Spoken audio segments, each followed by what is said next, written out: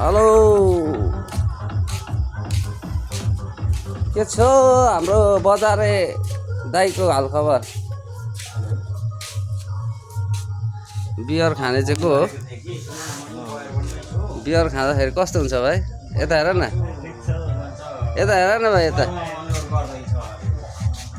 अनि के छ हालखबर?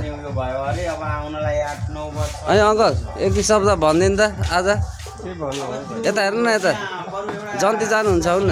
आज पुरा पकाएको मान्छे के जान्छ जन्ती भाइहरू जस्तो जन्ती जन्ती जानुको लागि बुढो र तन्नेरी हुन्छ त अनि हामीले बिन्दास गइदिने हो नि, यो च्याट्ट पारेर।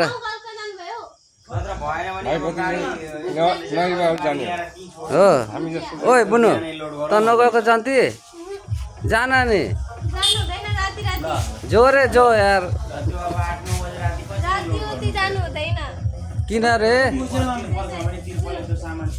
जो न एकटो एकटो शादी करे वाला लड़का देख के आओ।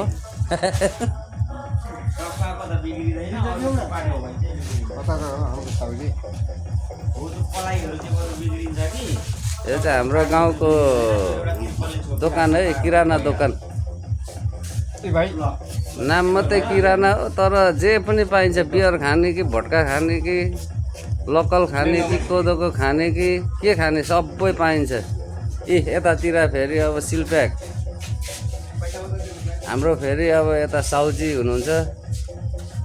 यता आउनुभयो साउजी, मेन साउजी यता चाहिँ हाम्रो गाउँको किराना पसलको मेन साउजी। हजुर साउजी, तपाईँको नाम चाहिँ के पर भनिदिनुहोस् त? अङ्कल हजुर, एउटा ग्लास भन्नुहोस् न हौ तपाईँको नाम विविराज राई। अनि हजुरको दोकानमा के पाइन्छ त भनिदिनु न।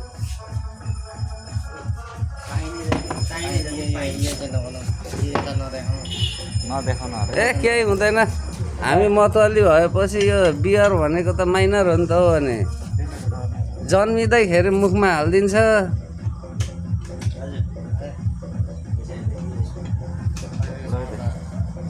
हाम्रो गाउँमा फेरि बबाल बिहे शादी भइरहेको छ है साथीभाइहरू।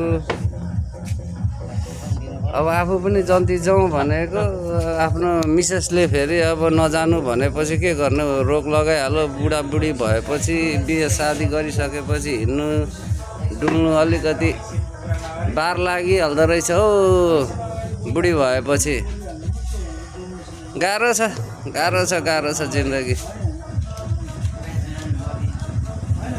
एकचोटि हाँस्दिनु त साउजी, हाँस्दिनु न, मजाले हाँस्दिनु त। वाह ल, गुड छ ल, स्माइल त दामी छ नि हौ ल।